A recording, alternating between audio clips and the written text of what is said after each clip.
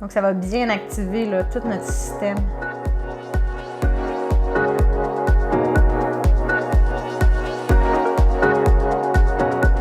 Bonjour à toutes et à tous et bienvenue sur NeuroGym en ligne. J'espère que vous allez bien, j'espère que vous êtes en pleine forme.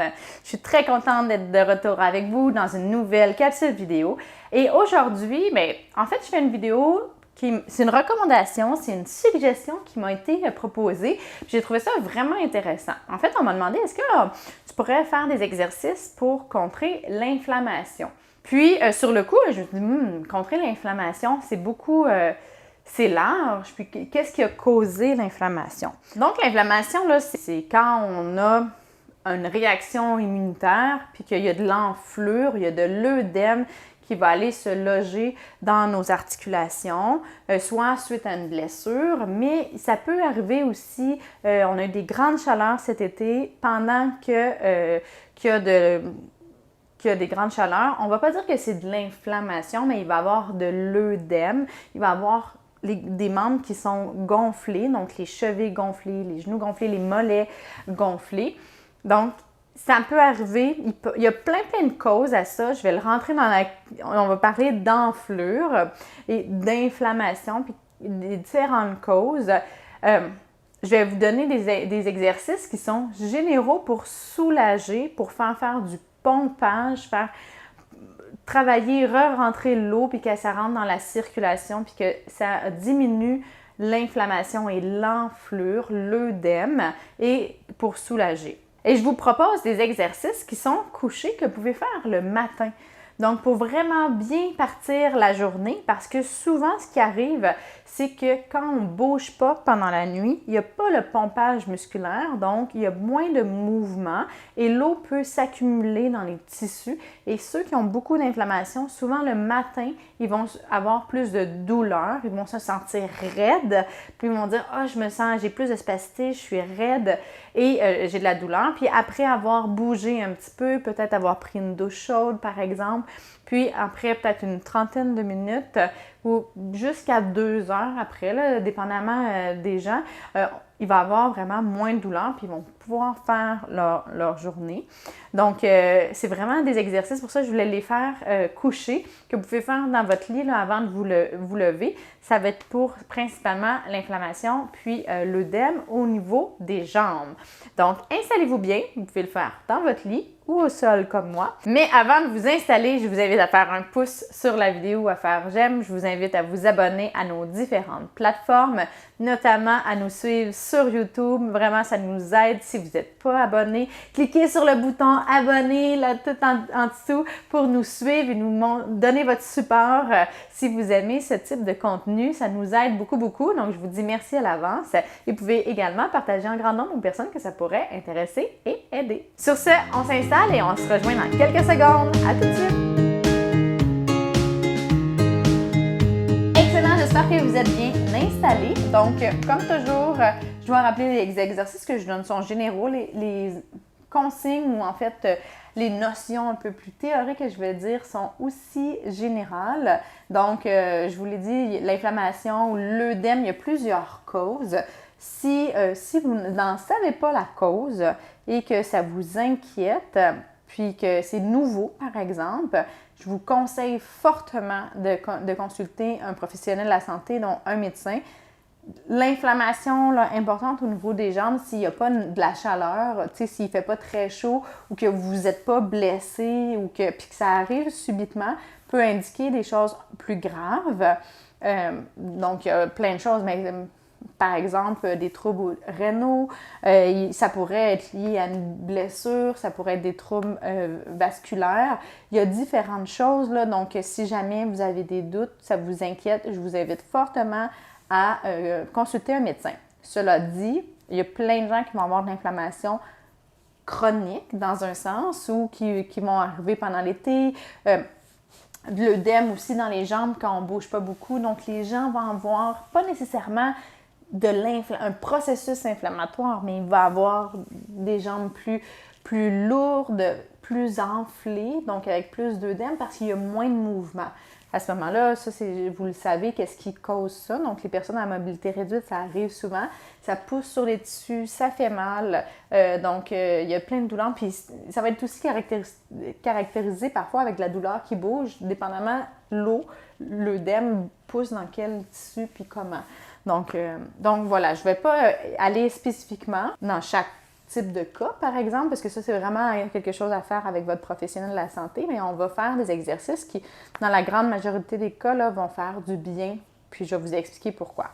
Donc, quand on a une accumulation de liquide dans nos jambes, soit parce qu'il y a un processus inflammatoire, soit parce qu'il y a une dilatation à cause de la chaleur, soit parce qu'il n'y a pas assez de pompage, bien, l'objectif, une des façons de traiter ça, c'est faire du pompage musculaire. Là, je vais prendre du temps pour parler avant de faire les exercices. Donc, vous pouvez aller tout de suite plus loin là, si vous ne voulez pas entendre l'explication. Et je pense que c'est vraiment important parce que si vous le comprenez, vous allez mettre des petites choses en place dans votre quotidien qui vont faire la différence. Dans nos jambes, quand on est debout, mais même quand on est assis, on a la gravité qui emmène les choses vers le bas. Notre sang est poussé par nos artères vers le bas. Puis, il n'y a pas de petit moteur au niveau de nos jambes, il n'y a pas un autre cœur au niveau des jambes qui fait remonter le sang.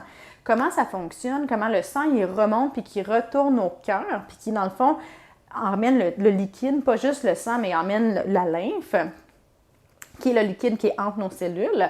Dans le fond, c'est que quand nos muscles font de la contraction, quand ils se contractent, ils vont se comprimer, ils s'allongent. Puis là, on a notre veine qui est comme ça. Fait que quand ça se contracte en bas, ça pousse le sang, ça écrase la veine, ça fait pousser le sang vers le haut et il y a des valves anti-retour. Donc, le sang est poussé, choup, la valve s'ouvre et quand la poussée finit, elle va se refermer, le sang va vouloir retomber par la gravité, mais il ne pourra pas retomber. Fait que c'est le pompage musculaire, c'est le fait de pousser, comme imaginez un Mr. Freeze. Il y a le liquide en dessous, on pousse, il monte un peu, on monte nos mains, il va monter un peu, puis quand il nous en reste juste un peu, puis on pousse jusqu'à temps que ça atteigne l'extrémité en haut. Imaginez que vos veines sont comme un popsicle, comme un Mr. Freeze. Donc, c'est un peu le même principe. Mais quand on n'a pas ce pompage musculaire-là, bien, l'eau va stagner, le liquide va stagner aux extrémités et n'aura pas la possibilité de remonter. Donc, à moins qu'on élève. Donc ça, on va voir ça dans un autre exercice. Fait que le premier exercice, c'est d'aller faire du pompage musculaire. Puis, souvent, bien, plus on est en extrémité, plus il va y avoir de l'accumulation. Fait qu'on va faire des rotations des chevilles comme ça. Vous pouvez le faire couché, vous pouvez le faire assis. Puis là, ce qu'on fait, c'est qu'on fait des cercles avec nos chevilles pour faire contracter. Vous allez voir les muscles qui font la flexion plantaire vont contracter. Après ça, le tibial antérieur, la flexion dorsale vont contracter et on fait comme ça. Fait que ça fait contraction, relâchement, contraction, relâchement. Qu'on se met sur le dos. Fait que vous pouvez se faire ça quand vous vous réveillez. Vous pouvez avoir les jambes allongées. Puis dans le fond, on fait des cercles. Tout simplement, mais je ne vais pas me mettre allongée. Je vais me mettre comme ça, mais on fait des cercles avec nos chevilles. Et c'est parti. Donc, vous pouvez le synchroniser, pas synchroniser, aller d'un côté, de l'autre, c'est pas grave. On fait quelques secondes d'un côté, quelques secondes de l'autre. Puis l'idéal, c'est d'avoir les jambes en élévation. Pour ceux qui ont la possibilité, surélevez vos jambes un petit peu. Ça va aider. Ce que vous pourriez, si vous avez beaucoup de tension, vous pourriez avoir un oreiller en dessous des genoux. Comme ça va limiter s'il y a de la tension beaucoup au niveau de vos muscles.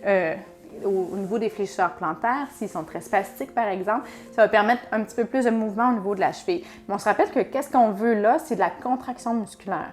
Donc, c'est pas tant de la mobilité à la cheville. Ce que vous pouvez faire, si vous n'avez pas beaucoup de contraction, c'est de le faire par vous-même. Parce que si vous le faites par vous-même, c'est sûr que l'idéal, c'est le faire par vous-même, je veux dire, le faire en utilisant votre main pour vous aider. C'est sûr que l'idéal, c'est qu'il y ait une vraie contraction musculaire parce que la force va être plus grande, mais si vous bougez votre cheville, ça va mettre en tension, ça va étirer les muscles, puis ça va les relâcher un petit peu. la contraction, le mouvement va être plus ferme que quand on a une vraie bonne contraction, mais ça peut être une bonne chose aussi pour ceux qui n'ont pas des très grandes contractions, d'essayer de faire une contraction, mais de vous aider puis de faire la mobilité avec la main.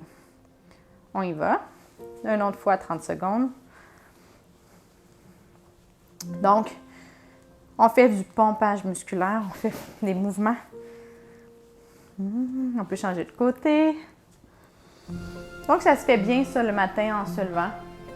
Ceux qui ont des troubles de chute de tension également, la chute de tension orthostatique, c'est que quand on se lève et qu'on est étourdi ou qu'on ne peut pas se lever vite, c'est que quand nos jambes, en fait, nos vaisseaux doivent faire une vasoconstriction, doivent se raffermir un petit peu, puis nos muscles doivent aussi avoir un certain tonus pour éviter que le sang descende.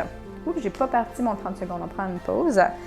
Donc, quand on était couché, mais nos muscles étaient vraiment au repos, puis nos artères, nos veines pouvaient être un petit peu plus relâchées. Donc, on doit comme réactiver, si on peut dire, notre système.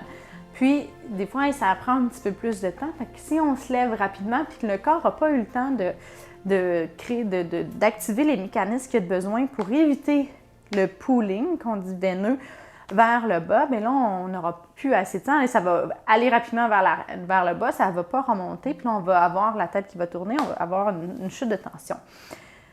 À ce moment-là, bien, de faire ça, ces exercices-là, ça active justement le tonus des veines et des muscles. On y va dernière fois.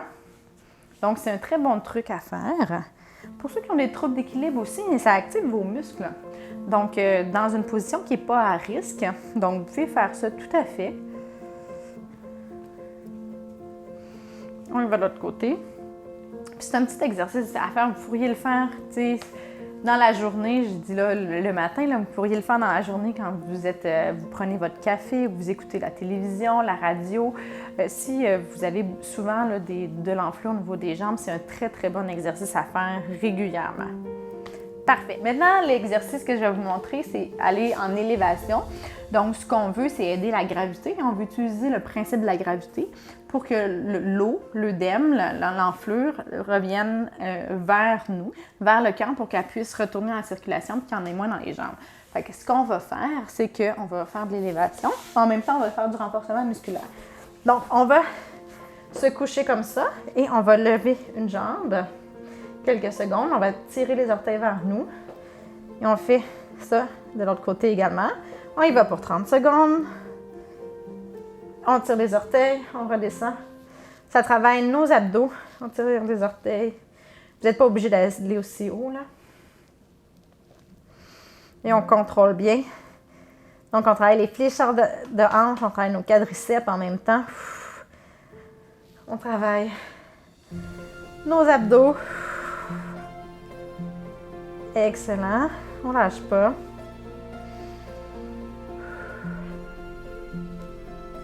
Parfait, on prend une pause. On prend des bonnes respirations. On va refaire ça encore 2 autres fois. On va sentir bien. Ça se peut, certains vont sentir là, même la circulation dans les jambes. Là, ça m'arrive que certains patients me disent ça, là, que surtout s'il n'y a pas eu beaucoup de mouvement du sang et des liquides dans vos jambes, vous allez le sentir. On y va.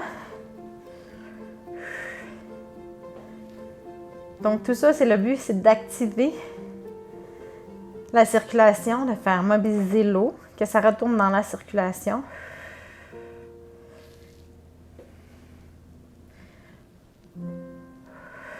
On mobilise les articulations également.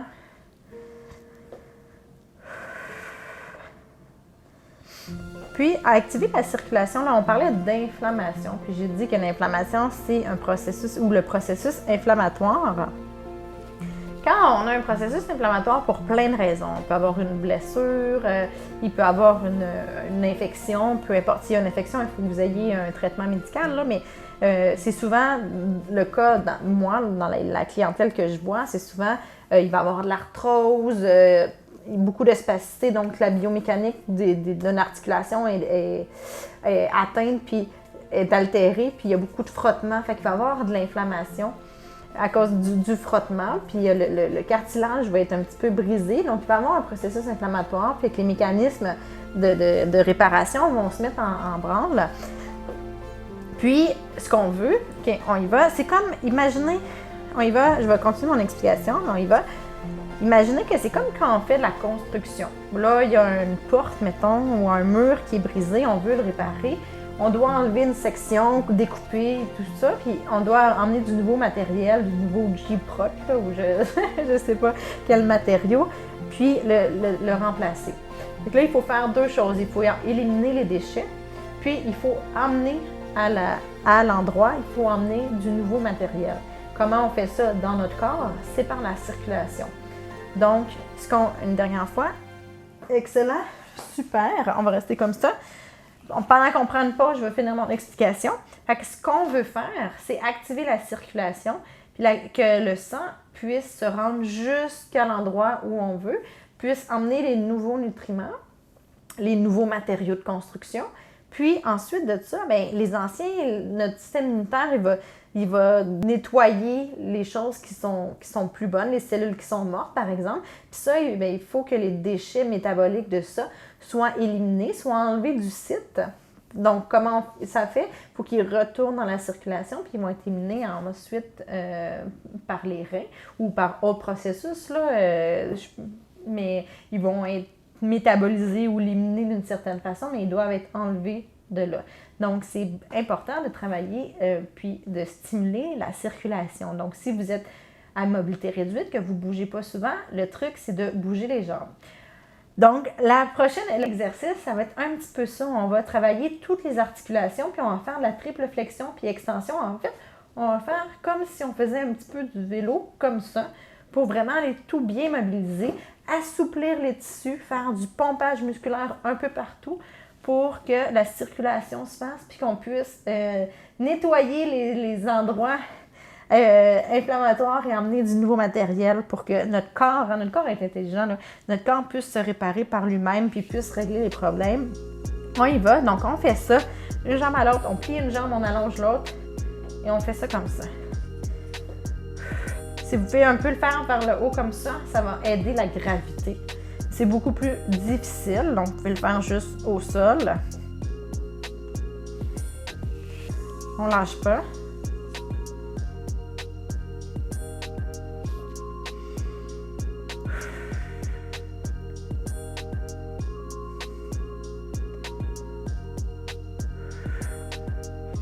Là, on n'est pas obligé d'aller trop vite. Ce qu'on veut faire, c'est vraiment les faire mobiliser, faire du pompage.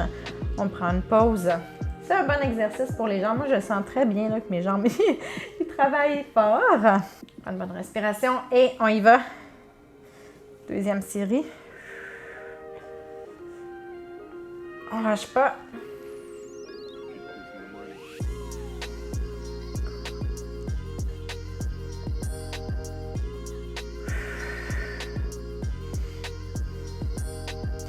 Donc, ça va bien activer là, tout notre système.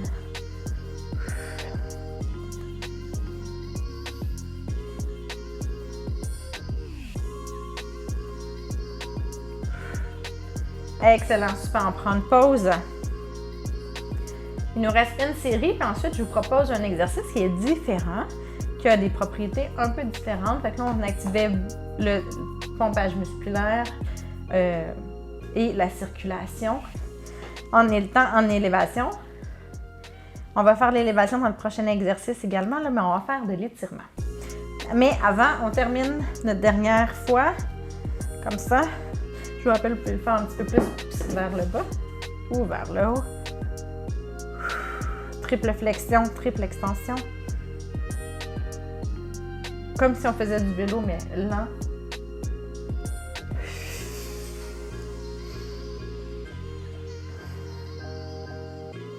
Ça travaille bien les abdos. Ça travaille très, très bien le tronc. Excellent, super, parfait. Donc, le prochain exercice, j'en ai parlé un petit peu. Une des choses, quand on a beaucoup de spasticité, quand la biomécanique est altérée, ça peut faire du frottement. Puis à ce moment-là, ça va créer des douleurs, ça va créer de l'inflammation articulaire. Ce que je voulais vous proposer aujourd'hui, c'est quelque chose que je donne souvent à mes patients, que moi-même je dois faire. C'est un étirement de la chaîne postérieure, donc des muscles qui sont à l'arrière. C'est vraiment des muscles qui sont souvent tendus, qui vont causer des problèmes également, puis qui vont causer des douleurs. Puis, tu sais, les gens qui sont en fauteuil ou quand on est souvent assis, ça rétrécit un petit peu comme ça parce qu'au lieu d'être en extension comme quand on est debout, c'est plié plus souvent. Donc, on va faire ça, puis on va les faire en mettant nos jambes comme ça et en essayant d'allonger pour faire de l'élévation, encore une fois, pour faire descendre l'inflammation, l'œdème qu'il y a dans nos jambes vers notre corps pour que ça soit plus vers le cœur, en fait, pour que ça soit pompé. Donc, c'est ce qu'on va faire. On va faire 3 fois 30 secondes de chaque côté. Donc, on lève la jambe comme ça, on la tient et là, on essaye d'aller étendre et d'emmener le pied vers le plafond. Si vous voulez, vous pouvez même faire des ronds, hein?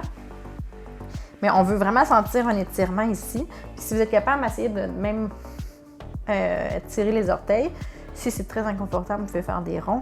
Ça va quand même bien étirer. Moi, je le sens très bien.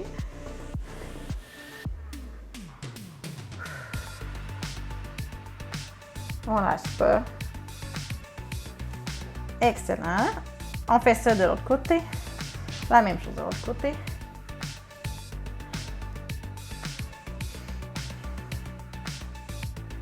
On essaie d'aller le plus loin possible.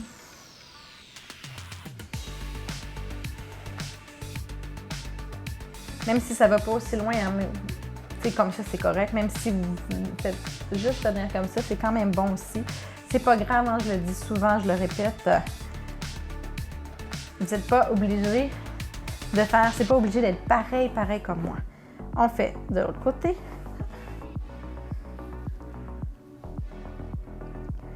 On lâche pas.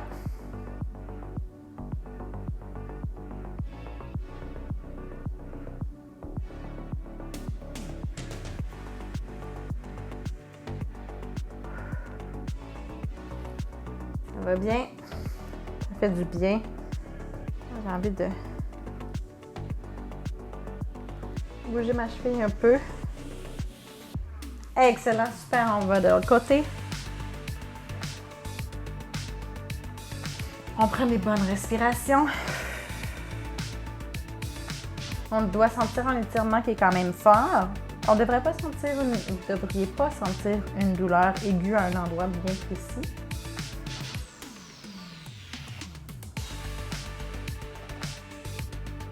On lâche pas.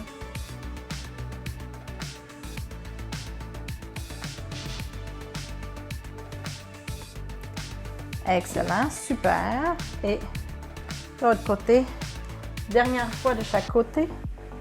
Moi, je suis surprise, habituellement, c'est mon côté gauche qui est le plus tendu. Puis là, non, c'est mon côté droit qui est plus tendu aujourd'hui. Le but, c'est d'avoir la jambe droite, le genou droit, puis tirer les orteils. Ouf! Le mollet est un petit peu plus raide chez moi. Mes ischios sont quand même bien. Moi, ce que j'aime bien faire aussi, c'est faire des massages. Allez voir, quand j'ai des points de tension, des zones qui sont plus tendues, je vais pousser, mettre mes doigts directement dessus pour étirer spécifiquement cette zone-là. On change de côté, dernière fois. Ouf! Donc, ouais, c'est beaucoup plus raide de ce côté-là. Et ça s'est détendu par rapport à tantôt. La sensation est différente. Fait que vraiment, on essaie d'aller tout le temps plus loin. Fait que si vous allez commencer comme ça, puis que vous êtes rendu comme ça, mais tant mieux.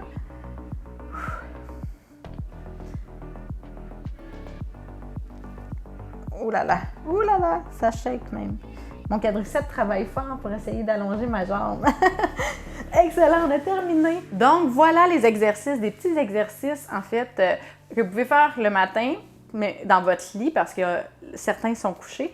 Mais surtout le premier, là, de bouger les chevilles comme ça, faire la rotation des chevilles. Vous pouvez tout à fait faire ça n'importe quand dans la journée. Puis si vous voyez là, que vous avez beaucoup d'enflure, beaucoup d'inflammation dans vos jambes, élevez vos jambes au courant de la journée, soit en le mettant sur une chaise devant vous ou en mettant en appui un petit peu plus haut pour que ça favorise que la gravité ramène le surplus de liquide vers le cœur pour qu'elle soit traitée, puis redistribuée, puis éliminée au besoin.